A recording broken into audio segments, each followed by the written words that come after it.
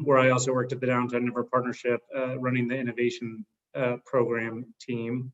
But now, since all of the inspiration of working on Denver Startup Week over the years, I actually left this past fall and started my own company called Paired, which is a referral-based talent network that serves the Denver tech community. So if you want to learn more, it's www.paired.co. But really excited to be able to participate this year in the job fair and be alongside all these other amazing panelists and get to ask them some questions. Great, thanks. We'll go to Rock. Quick introduction of yourself. And Rock is our representing our sponsor company for Denver Startup Week's job fair. So if you don't mind, give us a quick introduction of your company and what you guys do. Yeah, thanks, Derek. Appreciate it. My name is Rock Kopp. I'm the Chief Revenue Officer at a company called Obsidian HR. We are a local HR company that helps small and medium-sized businesses get more efficient processes and help their people and help grow. So you'll see a little blurb about our from our president, Jordan Conley, shortly here that'll go more into our services. But me personally, I've born and raised in Denver, been in the tech scene for 15 years and really love being a part of Denver, love what Denver Startup Week has grown to become, and happy to be to have our company be a sponsor this year. So really excited. Shelby, Derek, and Rye have all done a great job getting this up and going. So thanks to you all. Great, thanks, Rock.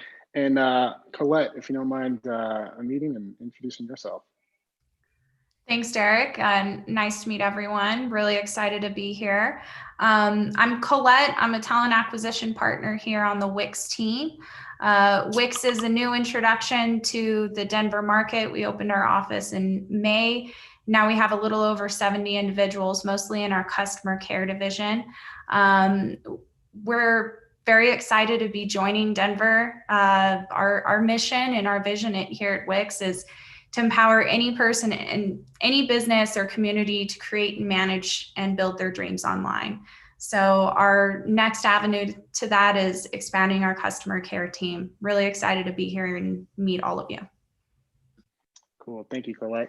And then last but not least me, so Derek Johnson, I work for Prologis. I'm the head of global talent there. So I run all of our talent acquisition globally. I'm a Denver native as well. So love giving back to the community and making sure that we're upskilling the Denver market.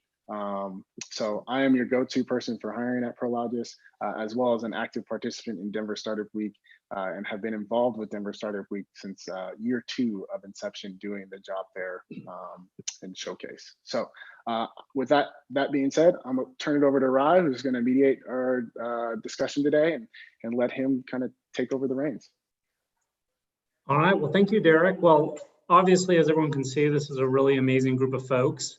One thing I will note too is that they're amazingly a part of a number of sponsor companies for Denver Startup Week, which really speaks to the community involvement that they have as companies, and something that, you know, someone who used to be a part of the organizing team is really important. So before we dive into the conversation, we're going to show a really quick video on behalf of Obsidian HR as the sponsor of Denver Startup Week.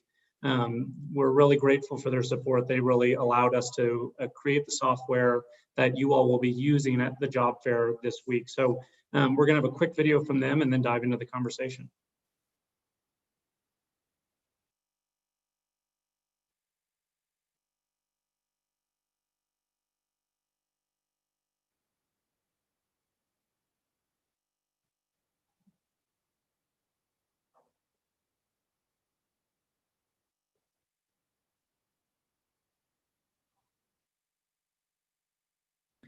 We will troubleshoot what might be happening with the video, and we will finish our session with it and use it as an awesome capstone. All right, well, now you have some excitement to look forward to on the back end. So going into this conversation, one thing I wanted to ask of the audience quickly is if you wouldn't mind responding in chat so we can all see where people are coming to the job fair from.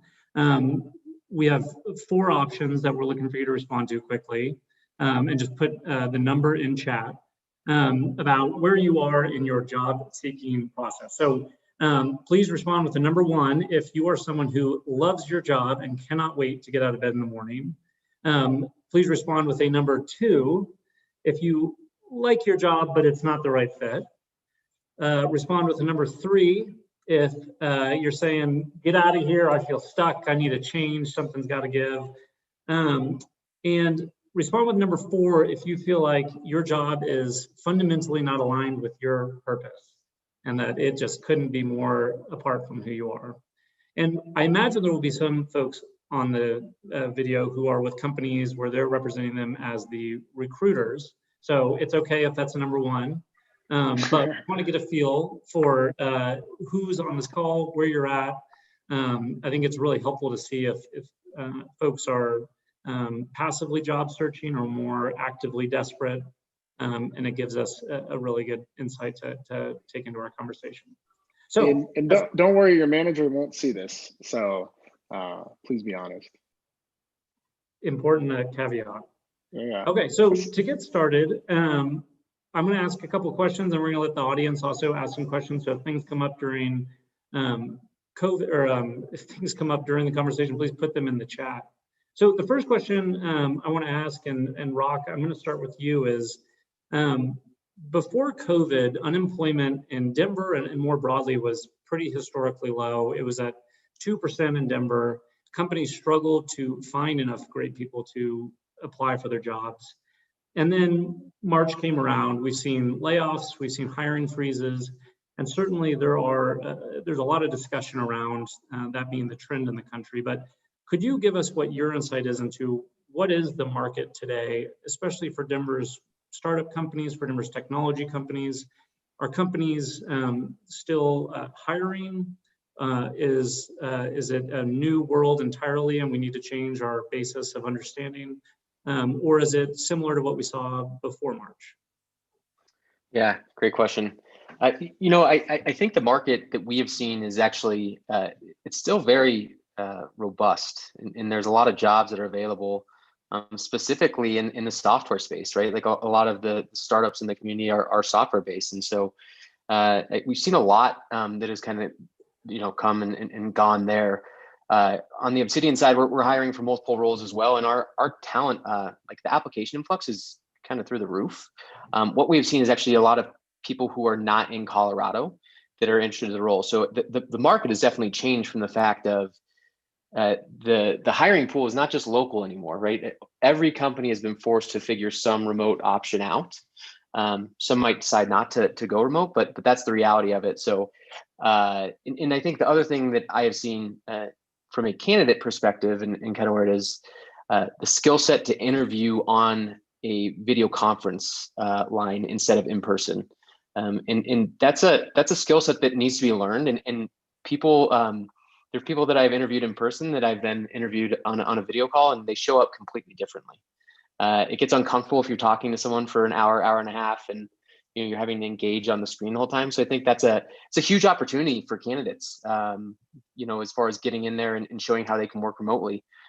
So it's definitely there's jobs out there, there's jobs available, but also I think from a hiring side, the candidacy has expanded not just to local candidates, which is beneficial. Yeah, and I just want to piggyback off of that, if that's okay, Rye. I was recently talking to LinkedIn, and they were giving me some stats, and so year after year, Denver is down 9.9% as far as jobs and openings, but over the last couple months, it's up 4.8%. So month over month, it's increasing, right? So that means there are jobs that are available and coming up, which is really great to see. And as a hiring leader, we haven't slowed down during the COVID scenario. We've actually have done more hiring, right? And I see a lot of companies are starting to feel more comfortable about, hey, this is our current structure and this is what we have to do. We shouldn't slow down hiring anymore and try to continue to build that. And so you're starting to see that companies are comfortable, especially in the Denver market, with now hiring, because there's less of the concern that this is as crazy as it is. It's still crazy, but there's a little bit more comfortability in supporting a business for remote, which in March, businesses, that was the number one question. How do we do this, and how do we support our employees remote? So good numbers coming from LinkedIn that there is month after month growth, right? So hopefully we get up there where we have bigger numbers going into next year. Yeah, thanks. Colette, I would ask you, Wix is new to Denver. What is it looking like for you all to hire in Denver versus what you're doing nationally or even globally? How have things evolved since March for you all as a company as well? Sure. Well, Wix is new to Denver as an employer. We're not new as a product. We have thousands and thousands of small businesses and individuals who use our platform every day. But as far as hiring goes, I think we've almost tripled our efforts. I see that here in Denver, there have been organizations greatly impacted by COVID, and Wix has almost used this as an opportunity to grab passive talent who might not have been looking for a job prior to this event. We were able to expand new offices in Austin, Texas, and Cedar Rapids, Iowa as well. And, take from our competitors who may have been impacted by COVID as well. This has been actually a very fantastic time for us as an organization globally to grow. And also our platform itself, it's empowering people to build their presence online. There's been a massive push for customers to use our platform and help them get through these times. So if anything, we've tripled our hiring. It wasn't easy. We're very much a collaborative company where everything was done in person. We had big parties where everyone would be together to celebrate product launches, and all of our interviews were in person. So the main thing was more internally, how do we as HR professionals collaborate with our hiring managers on, yes, you can hire someone virtually, you can hire someone through Zoom, and this is how we're going to do it. I think it was more of an internal approach on how we can build the partnerships here. Yeah, that's great. And I love the cutthroatness that taken from your competitors. Good sign if you work for a Wix competitor out there that they're looking for you. And one thing that came up in the chat that I think is great is, a lot of people answered that of the 4 options I gave, I actually missed an important one, which was they've been furloughed or they've been laid off. And so, I want to recognize that, folks are coming at this from different places. You mentioned passive candidates, and then we also have the recent graduates and the furloughed employees who are looking for something after layoffs. One question I have for those job seekers is, what is something in this new virtual remote format that you all have seen where a candidate comes into a virtual interview and they really blow you away? And so as you think, I'll give you 1 second where, in person, a lot of times you hear more traditional attributes of, people, they wear the right thing or they, come in with the right energy. But as you mentioned, Rock, that's really hard to convey always over the computer. So, I'll open it up to whoever has a good answer off the cuff, but looking for what you've seen recently that really blew you away by a candidate. Yeah, I can kick this one off. I think this is the same thing that would blow me away in person, is that they are prepared. They know our business. They're inquisitive about other things than just the role itself, right? Like they're very, they ask the questions that make me think that they're already thinking of themselves. That's a lot of things of them in that role, right? And so they're asking the right questions of, hey, what's you after your growth? What are the things that really entice them to be inquisitive about the role, right? They're showing curiosity, they're showing interest, they've done their research, they kind of know more about me than I might know about myself, right? Like those are things that I think show up well, both in person and via Zoom. I don't think there's, one thing that stands out as far as like shirts or what they wear or their backgrounds. I actually think most people just kind of put a professional background up.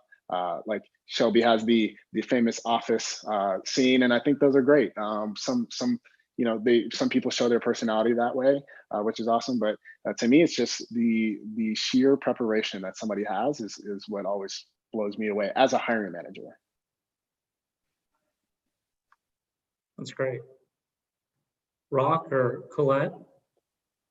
Yeah, I think that's right. I mean, the 2 things I'll say. One, if you prepare, you're already in the top 10% of candidates to interview, and just ask genuine questions. So be curious. I think that's like a huge thing as we kind of go with it. So the second thing that I would say is persistence. Like is what has impressed me the most from people. Like there's a lot of people that are applying for jobs or looking to shift because maybe, the work from home capabilities of a company is not where they want them to be. So there's a lot of people on the market. So it's differentiation and persistence of that from the standard reach outs, right? Like we get so many applications and it's so easy to apply anymore, right? Like you connect with your LinkedIn profile, it sends, and it takes like 5 seconds and you can send out 50 applications in a matter of an hour or something. But really diving deep into those opportunities that you're interested in and doing your homework on them. Like why are you interested? Like a lot of people can't answer that question well.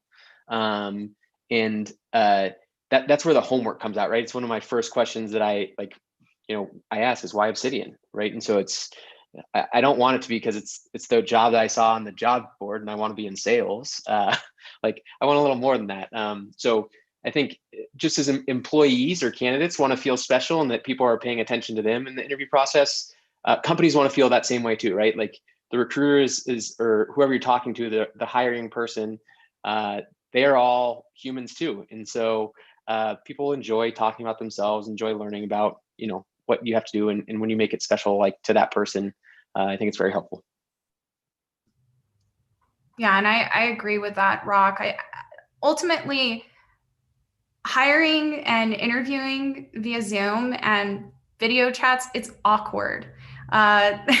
You have no idea how many times I have seen dogs in the background, kids jumping up on laps, like the internet is going in and out. What stands out to me, honestly, people who can roll with the punches. This is a time to build a connection with an individual. You don't have to worry about driving to an office and figuring out where to park. You don't have to necessarily worry about, wearing the right clothes. These people don't see you. So find a connection, research the company. Is there something that stands out to you that you relate with in your personal life?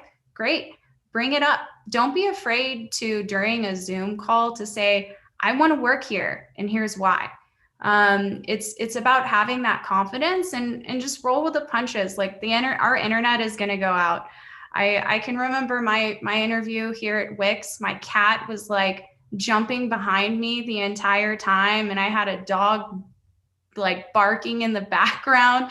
I just made a joke about it. I'm like, these animals want to work here too. And sometimes it's just about having fun with it and understanding that we're all adjusting to a new world.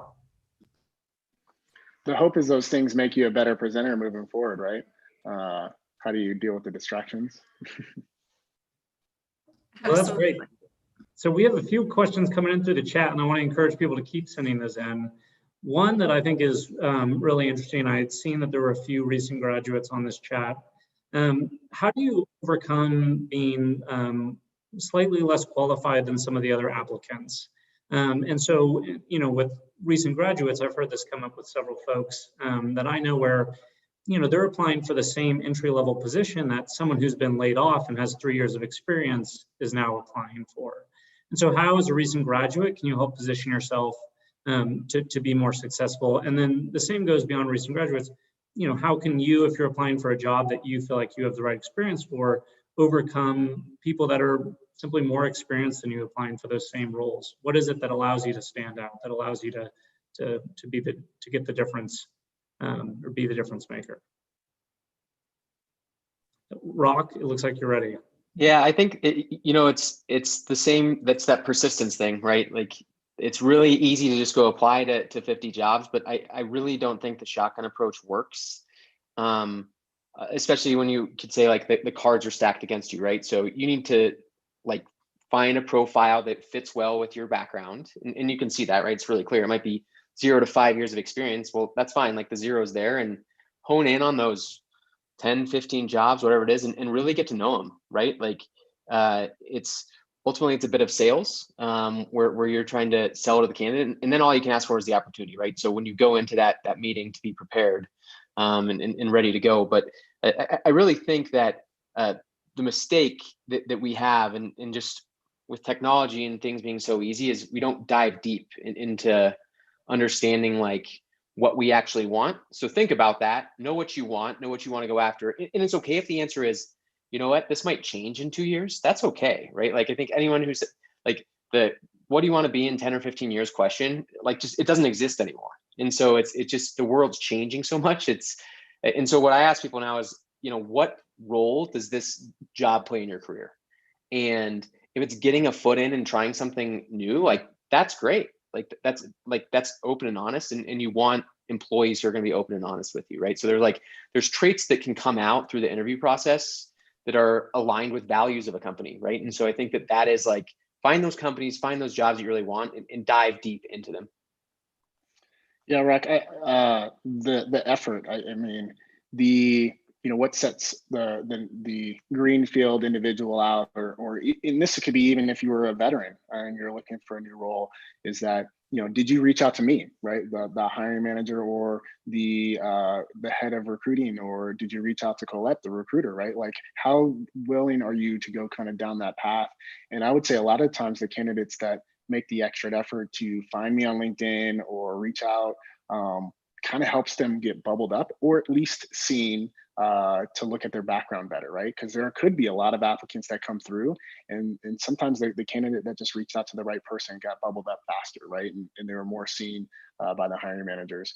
We've had, we're 2,000 employees, and we still have people that are at new grad to entry level that reach out to our CEO, and they do it, and sometimes that comes back to me, or it comes back to another recruiter, and we still kind of funnel around and figure out where we can potentially look at that. And that just shows somebody's ability and how willingness are they wanting to get the role. But I think you make a great point, Rock, is like focusing in on those 5 to 10 jobs. Make sure your resume is really tailored to those jobs.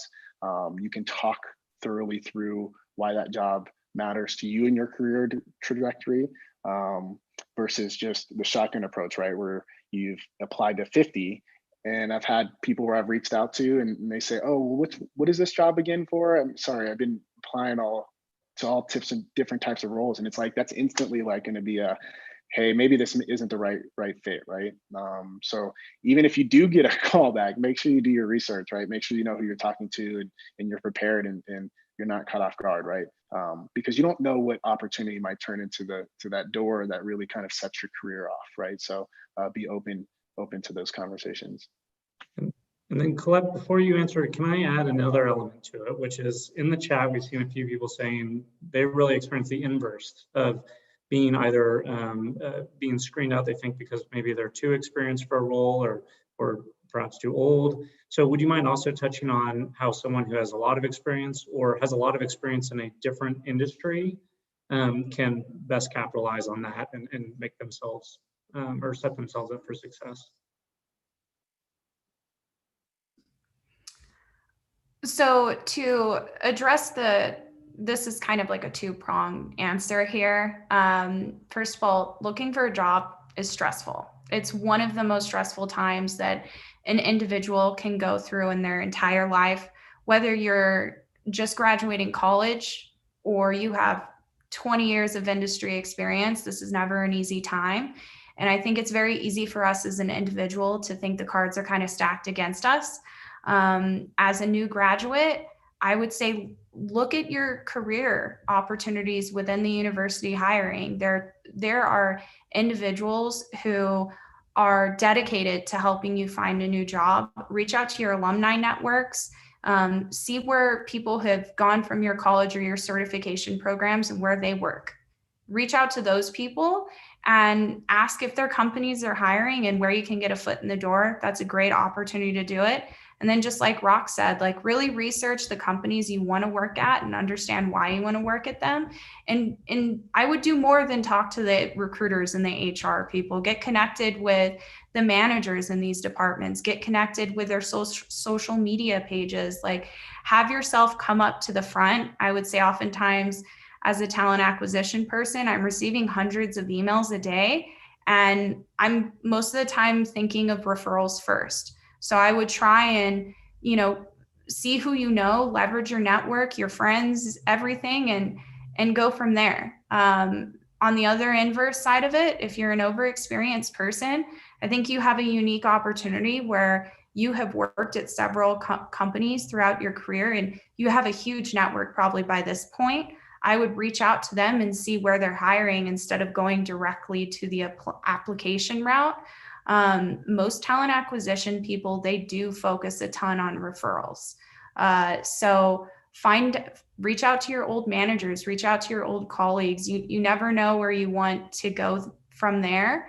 And if you're looking for a career change and kind of a pivot, then I would connect with HR people and have them look at your resume before you start to apply. This is a unique time where you want to tailor your application to match the type of role that you're going to be in. Yeah, and that's awesome, Colette. One of the things that we've been, as an organization, targeting people from different industries, right? And knowing that they come with different experiences and exposure, because we find that valuable for innovation in our own business. So there's a lot of companies that are actually starting to think, well, hey, there's a huge hit in hospitality. How does that translate into, say, real estate, which Prologis does, right? But it does come from the referrals and people in the network, and leverage your people, leverage your connections and your inner circles, because those are going to really make a difference. I've seen a lot of people use LinkedIn a different way, where they've just posted on LinkedIn, just, hey, I'm in search of a new role, and here's what I'm looking for. If you have anything, please, direct message me. And that really kind of sends out the cast, but it's a way to show vulnerability, and your network is willing to help. I think that's the biggest thing I've seen in COVID, is that everybody's willing to help, just a matter of if you reach out and ask for it. Yeah, I'm going to take a pause one moment from being a moderator, just because, the company I started was really focused on this concept that referrals have a lot of weight and are really meaningful in the Denver business community, especially. And so I would encourage folks that are thinking through a career change. I saw one question about, looking into something in the health tech space after being a physician for years. Well, my thought would be, try to nail down who in your network has the roles that you're looking for, or generally work in the circles that you're looking to move into. Find a way to get coffee with them, because more often than not in Denver, people are really welcoming to that sort of outreach, and really willing to make connections to people they know at companies that might be applicable to you. So, it's like anything in life. The best way to get started is to ask and see if someone will have coffee with you, or I guess in these times, have a virtual meeting. But in Denver, we kind of joke that if you're willing to have enough coffees, eventually you could, sit down with the governor if you're willing to put in the time and make the ask. And so, I would really encourage people to do that, because, I've seen that firsthand work well. And I think folks are sometimes hesitant to make those asks of people that they know, even if it's loosely. So for whatever that's worth. One question I want to ask is more specific. I think a lot of times attendees at job fairs, or people that are job seeking, the high level stuff resonates, they start to get a sense of the direction they're going, but then the specific questions can be hard. So, one question we have in this chat is, what is a huge wow factor that would make a candidate bubble up even faster? Would a video letter or some sort of different style of cover letter help? A video resume? What are some of the ways that candidates can stand out that you all think are useful and worth their time, that are more specific tactics or tools? I'll start. Please. Yeah, but video introductions, video cover letters, personalized to a company are fantastic. One, you put in the effort to do it. Two, you did the research, and three, you're showing me you want to work here. Also, Wix has a really great free platform for anyone who's attending this, where if you want to create your own virtual video resume, you can do that. But yeah, I think having a video cover letter is amazing. Even writing a customized cover letter when you apply for a job nowadays does go above and beyond. I would be wary of it being too long. You have to remember, the human attention span is like that of a 4-year-old. So probably not more than 3 minutes if it's a video, and probably not more than a couple paragraphs if it's a cover letter. But, anything that you can do extra can go a long way. That's great. Rock or Derek? I actually have not seen a video resume, so if it does come across, I would probably be blown away. So, but to that point, Colette is exactly right. The long cover letters are hard. You know, there's when you think about a recruiter's job, a recruiter's looking through 100 resumes and applicants and tons of phone call conversations, and they're cranking through a bunch of different stuff, as well as hiring manager responses. And so however you can make it to where it's really brief and to the point, and if there's a capturing couple lines that tell your story a little bit differently, whether it's a personal story or if there's something that you really excelled at work, you know, I think those things make somebody stand out. And then it's just back about being prepared, right? Like, and then doing your research and trying to find the key players in the business, right? And ask questions, right? Ask if you're going to work for, and I'm just assuming if you're going to work for Rock and you've already talked to 5 people on a sales team, he's probably going to be a little bit more interested, right? It's just going to bubble you up that much more. Yeah, the one thing I'd say too, like, again, the application with LinkedIn is so easy. A well put together resume that like looks clean, like I'll read before, like, otherwise, like, you know, a lot of them come over in like just a text form and you just kind of read through it quick. But if like someone has a really nice resume and has invested, you know, presenting themselves, that's good. I think the other thing is making sure your LinkedIn profile looks great. And so, you know, if you're a new hire, I know it's hard, but like the little like blurb of explaining yourself, like if you can nail a couple of things. I remember the first job I got, actually, like, due to my LinkedIn profile was, you know, how you explain yourself fit really well within our culture. And so like, that's great. Like, love hearing that. So, and it's who I am as a person too. So that's a good thing. If I'm showing who I am, like it's a look both ways, right? Like, candidates also need to evaluate the company to make sure that they see themselves as a fit there. So that's why I say just kind of going through that. But yeah, I'd say like the visual look of both your resume and LinkedIn profile are 2 important things. And if you don't have a LinkedIn profile, you should get one. That's really great.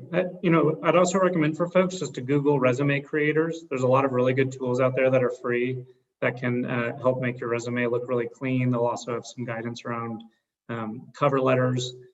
A quick answer from you all, someone chatted in, are cover letters going out of style, or are they still something you need to do with an application?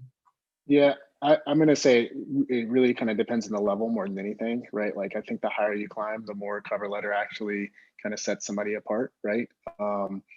So, but it's still a valued asset, right? I just would say if you're applying to, say, that 0 to 3 year type of role, you know, it shouldn't be really lengthy. I mean, like a paragraph or to Rock's point, like if you do your LinkedIn right and you have that summary section on your LinkedIn, I think that really kind of equals your cover letter, because recruiters go to your LinkedIn, managers go to your LinkedIn, people that are interviewing you go to your LinkedIn, right? And so there's a connection there. So make sure your profile is built out really clean. It should read really similar to your resume, a photo of who you are, not just you and your dog. So, you know, try to find a good headshot. You know, whatever the backdrop is, it's not Facebook and it's not Instagram, and I think and it's not TikTok, right? So it is a professional type of network. So treat it that way. It's your handshake, and it's your first impression to a lot of people that go on to kind of do research on you, right? Just like you do research on cars and restaurants, it's the same thing. You should do research on companies and your own brand, which is your LinkedIn and your resume. You should make sure that's polished and really good. So when people are doing research on you, it shows up well from a marketing standpoint. So you're marketing yourself. So. And I think for me, I do think for our company, like, cover letters are dead, to be honest, right? So, and it depends on each one. I think Derek brings up a great point. So, and the reason that is, for me personally, is that if you think of the reason for a cover letter is to be able to explain yourself, but there's so many ways I can get a quick view of you now. And the other thing is the access of information for you to find about a potential employer is so great that if you put some effort in, you can probably find some contact information and whatnot. And that's really what, like, a personalized email, a call, whatever it might be. I think that's kind of how you stand out. And so cover letter, resume, all they are is to get you in the door, right? Like that opens the door, and then we kind of start talking from there. So it's weird because you put so much effort into that, but it's really just to get in the door. It's just hard to get in the door, right? So that's kind of how I think about it. Yeah, I think cover letters, it depends. It depends on who you're talking to. My main thing is cover letters, they need to be genuine. They need to be specific to the organization and the role. There's so many times where I receive a generic cover letter that is just copy and pasted and sent to 1,000 different companies. And sometimes it even has the wrong company's name in it. It will say, "Dear company that's not Wix." And, where's the effort there? There's no effort. You're showing me, one, you don't have a attention to detail, and two, you're lazy.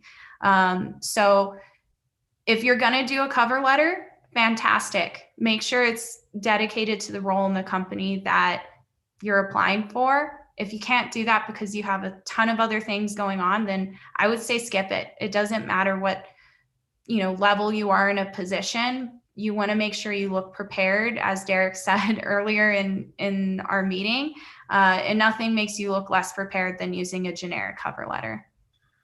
I'm going to make a point to say this. Make sure you have somebody proofread your resume, your LinkedIn. If you do a cover letter, a lot of times there are these just careless mistakes, and managers look at that. And if you're applying for an accounting role and the dates are wrong and there's not consistency, people look at that and say, well, if they can't get this right in something that really matters, like a resume, how do I know that they're going to get it right when they're doing Excel and they're doing multiple things? So always have, I know we have this, but make sure you proofread and have multiple people proofread your resume. I still have recruiter friends that send me resumes, and I proofread, just like I would trust my own recruiting friends to send my resume to them, right? Have multiple people take a look and see what their opinion is, and making sure that they're catching all the different possible errors, right? Well, this is good advice. So before I ask my next question, I'm going to ask all of the attendees that have questions about the logistics of the job fair or any of the changes to this year's event, that they start to send them in. Just so we have those before we wrap up. If there's any burning questions that you need answered before you jump into this week, please do write them in now, and we'll make sure that we address those.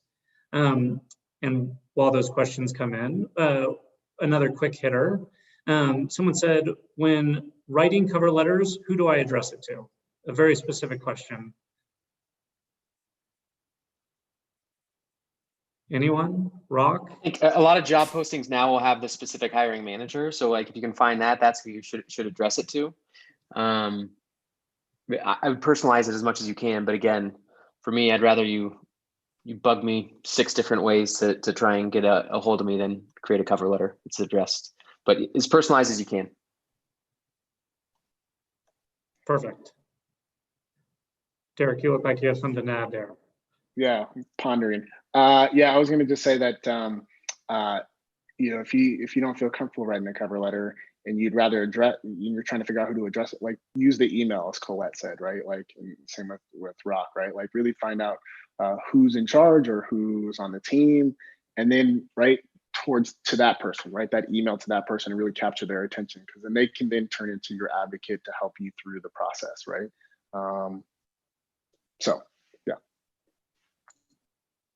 Perfect. So there are some questions coming in about the format of the job fair, so I really appreciate that. And we want to make sure we address those. Shelby is our logistics expert here, ready to answer some of them. But what I do want to make sure everyone leaves today is that they feel really ready to go in, rock this thing, no pun intended to our panelists, and really feel like they're getting the most out of this event, because this is a really important part of Denver Startup Week, is the networking and the ability to find new opportunities. So Shelby, I'm going to turn it over to you for a couple of these. One of the questions that we have that I would put to the panelists first is, someone said, what is a really important way to be prepared for this event tonight? If it is virtual, people are going to go in there, they're going to be able to interact with different companies. to answer one of those questions. They'll be able to interact one-on-one with recruiters. They'll be able to jump around to different tables to talk with different recruiters at different companies. But, you know, in one sentence, how can someone best prepare for this virtual, brand new styled job fair? Is it similar to if it was in person? Is it totally different? What's your one sentence piece of advice? Colette, we'll start with you. I'm on the spot today. How to prepare? You know, I would say, think of the companies that you want to work for that are going to be there. Look at their job boards or their career page and have a few things in mind. And bring those, you know, bring those conversations to the table and say, I'm interested in these roles and here's why. I wouldn't say you need to have your resume available, but, you know, maybe look over your resume with some friends and see if it's relevant, and talk to the talent person or the hiring manager that's going to be there and say, hey, do you have any advice on my resume? This is a great time for you to get career coaching advice from industry professionals just across the board. That's great. Yeah, I can make a comment on the format too, and then Shelby can probably chime in. You know, we really try to make it as live as possible, and so there is this being able to kind of bounce from table to table, just as you would in a normal career fair setting. Obviously, it's virtual, and there's conversations that will happen. Can you take conversations with a recruiter or a hiring manager or somebody from the hiring team that's there into a separate chat? Yes, you can. I would say I would encourage to just get contact information, just as you would in a career fair setting. It can be kind of hard to have those lengthier conversations in a 2-hour window, or when we all been to job fairs when it's really loud and we're distracted, right? So make sure you get contact information and then follow up with that person and try to set up potentially another 10 to 15 minute conversation later. So, but do your research on the companies that are attending each session and use that time appropriately, and not just kind of to Rock's point, don't shotgun, right? Because that might not be in your best interest, right? If you do the research and then you're able to kind of approach each company, and you know that Obsidian is hiring, and you know the role that they're hiring for, and you can talk to that with their recruiters and HR people that are there, or their managers, it actually will, that's the things that set you apart. So, but the format is it's as much as we could do, it's very similar to a normal job fair. But Shelby, I mean, any additional comments or on that? No, I think you nailed it right on the head, Derek. I think we really just wanted to, I think we all know that this has been a really interesting year as far as looking for jobs. And so I think that when we started planning for the job fair, we really wanted to think outside the box about how we could engage people virtually, have fun, and also create as many opportunities as possible for all of our amazing entrepreneurial community that are looking for positions to look for jobs. So I'm really excited to answer any questions you have about our job fair platform, Remo, but it really is supposed to kind of let you just hop from table to table like you would, talking to Colette or Derek or Rock about their different open positions, and then providing some opportunities for some one-on-one connections too. Yeah, and then there's a link. There's a link with, I saw, sorry, there's a couple questions about like companies that are going to attend which sessions. There's a link in the chat that will take you to the schedule, and you can see who's where and what time. Perfect. And then one of the questions was, when will you all receive the Remo link? Shelby, is that already in the individual job fair sessions? Yes, so each job fair session, great question. And Dalton Schmidt actually answered his question by asking the question, yes. So to join these job fairs, each one will be its own session on the schedule. And so I can toss, I tossed today's in the chat already actually. And so if you click on that throughout the week, also I can toss today's kickoff session in the schedule because it includes a full list of the job fair sessions that we'll be hosting. And so from there, you can choose which times work for you and find those different sessions on the schedule and register for those different job fairs. And the link is Join Live Studio Audience. So that will not take you into a Zoom room, that will take you into the Remo room. Perfect. Yes, and I will also toss, just while I'm on, an attendee handbook in the chat. It also includes the schedule, and it actually has each job fair session linked with its spot on the schedule. So if that's a little easier for you to navigate, I'll include that as well. And one thing, bear with us, right? I mean, I think this is new for us as well. And so we know and understand that there are going to be pain points, and there's going to be maybe disconnectivity and things that come up. And so bear with us as we're working through this as volunteers and trying to make this the best experience possible for everybody, both for the connections with the companies and then the company's connections with you, those of you looking for jobs. So hang in there as we're doing this through Denver Startup Week, and we appreciate your patience as this is a new format for all of us. And one thing that we really welcome and is great for engaging with Denver Startup Week as you go through this is if you're active on Twitter, use hashtag Den Startup Week. It's a great way to provide feedback and also get immediate feedback from us. And then you'll see in the Remo room, there's the ability to chat. So we can provide support while you're in there if you have questions. One thing as you prepare that I'll point out that I think as you start to get a hang of how this works, you may pick up some tips and tricks of your own. But one thing that I think is really nice to know in advance is you will be able to have one-on-one conversations with folks. And something that we've seen work well in in-person years in the past, and we assume will work well going forward, is if you're having a great conversation with someone and you want to continue it, recommend a time to set up another meeting. You know, it doesn't have to be a full meeting in the job fair alone. You probably want to meet a lot of companies. The companies are talking to a lot of candidates. It's great to have that in advance prepared where you say, you know, what's a good email to follow up with you? You can send them your resume. You can say, let's schedule another time to talk. I would love to learn more about that role. So, you know, just know the pressure isn't to have a full application and job offer by the time you leave here. It's to really get to meet people and start the conversation and have the opportunity to continue it as you move forward. And I'd just love to piggyback right off that, right?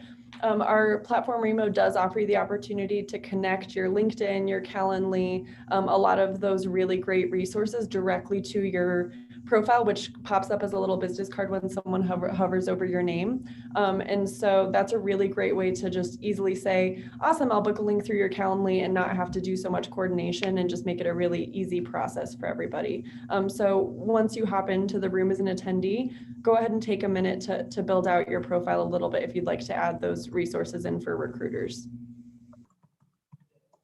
Perfect. And then, you know, we're seeing the comment that maybe some of the links haven't gone to everyone. So Shelby, if you wouldn't mind just resending all of those links to the, it's saying all panelists and attendees chat group. And we'll make sure everyone has that in advance.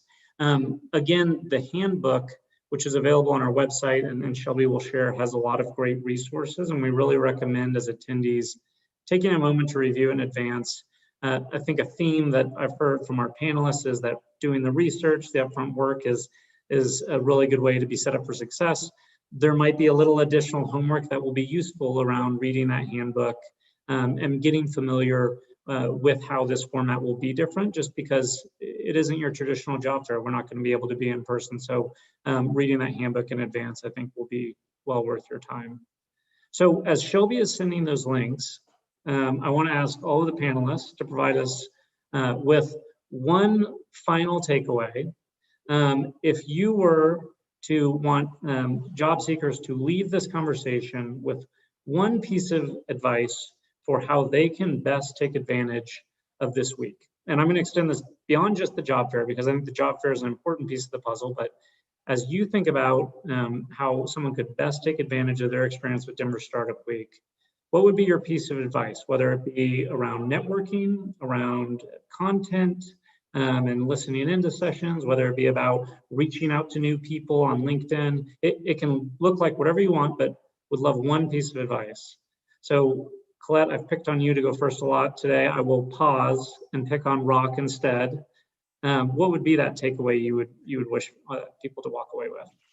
Yeah, I think the biggest thing about this week is just meeting new people. You have like-minded people who are interested in startups or growing companies in Denver. So you automatically have a great starting point.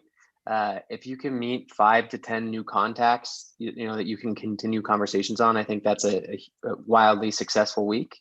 Someone mentioned it before too, but your network is what will have you, what will give you jobs moving forward as well. So, you know, the old adage, it's not what you know, it's who you know. And it's so much, there's never been truer words said when you're looking for jobs. So that's what I would say is try and meet 5 to 10 new people that you continue relationships with, because you obviously meet a bunch of people, but if you meet 5 to 10 that you continue relationships with, that's a huge win. And I'll go second so Colette can go last. I second that.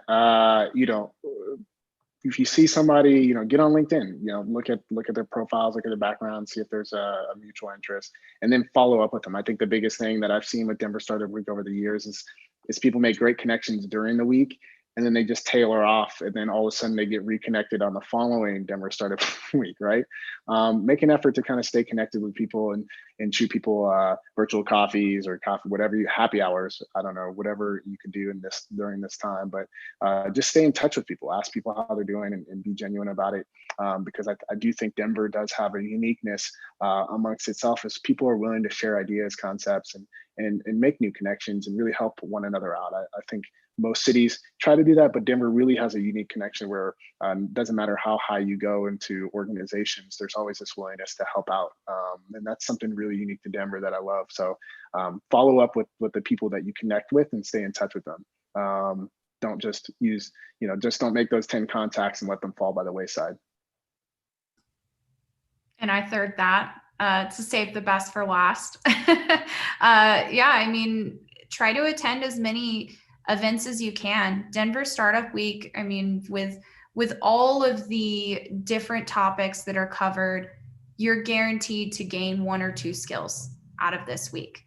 And you're guaranteed to be able to have more one-on-one connections with people at companies that maybe in previous startup weeks you would not be able to do.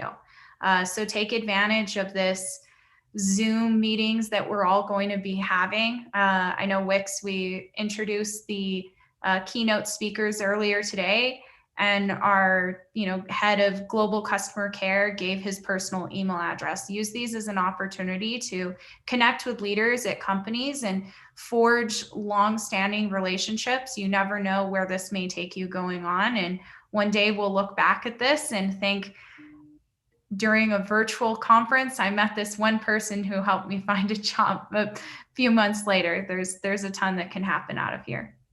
Yeah, and Ryan, I'm curious, what would your response be as somebody that both has participated in Denver Startup Week and also helped organize and run Denver Startup Week?